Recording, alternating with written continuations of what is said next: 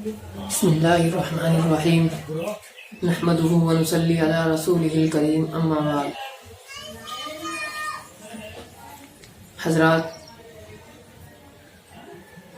اللہ کے رسول صلی اللہ علیہ وسلم کی ایک حدیث ہے، مشکاۃ شریف کی روایت ہے کہ اللہ کے رسول صلی اللہ علیہ وسلم نے فرمایا کہ جو شخص یہ چاہتا ہو کہ اس کی دعائیں مصائب میں، مشکلات میں قبول ہوں اللہ تبارک و تعالیٰ کے یہاں، تو اس کو چاہیے کہ وہ فراخی کے دنوں میں کثرت سے دعا استغفار کرے.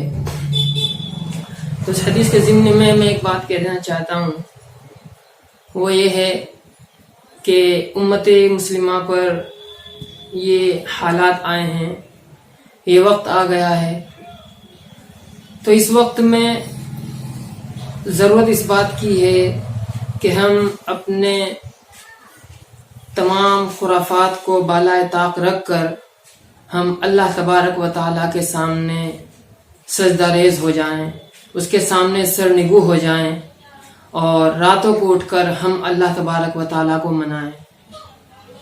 یہ امت مسلمہ کے لیے بڑی اہم بات ہے اور اس پر ہمیں غور و فکر کرنی چاہیے. دوسری بات یہ ہے کہ ہمارے حکمرانوں کی طرف سے کچھ یہ باتیں آ رہی ہیں کہ وہ اٹھ کر کے تالیاں بجائیں، اپنے برتنوں کو بجائیں، گھنٹیاں بجائیں اور چراغ وغیرہ جلائیں. تو میں اس کے بارے میں ایک بات کہہ دینا چاہتا ہوں کہ ہمارے ایمان کو ہمارے اندر سے نکالنے کی ایک اسکیم چلائی جا رہی ہے، مہم چلائی جا رہی ہے، کیونکہ انہوں نے پہلے ہمارے وجود پہ حملہ کیا، ہمارے جان و مال کو نقصان پہنچانے کی کوشش کی، اب یہ چاہتے ہیں کہ ہمارے ایمان کو بھی ہم سے چھین لیا جائے. یہ ہمارے ایمان کو ہمارے اندر سے نکالنے کی کوشش کی جا رہی ہے، ہمیں شرک کی طرف دھکیلا جا رہا ہے.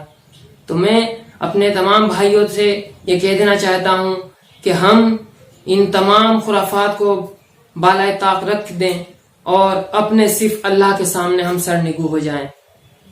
یہ تھالی بجانا، یہ چراغ روشن کرنا، یہ ہمارا طریقہ نہیں ہے، یہ غیروں کا طریقہ ہے. تو اسی لیے ضرورت اس بات کی ہے کہ ہم اپنے اللہ تبارک و تعالیٰ کو منائیں اور اس کے دربار میں سر نگو ہو جائیں، کیونکہ ہمارے مسجدیں ہم کو پکار رہی ہیں. ہمیں اللہ کے سامنے سر نگو ہو جانا چاہیے. اگر ہم فی الحال دیکھنے میں مسجدوں میں نہیں جا سکتے تو کم سے کم اپنے گھر میں ہی جگہ بنا لیں اور وہیں پر عبادت کریں، اللہ تبارک و تعالیٰ کی عبادت کریں. میں اسی پر اپنی بات ختم کرتا ہوں. وما توفیق الا باللہ.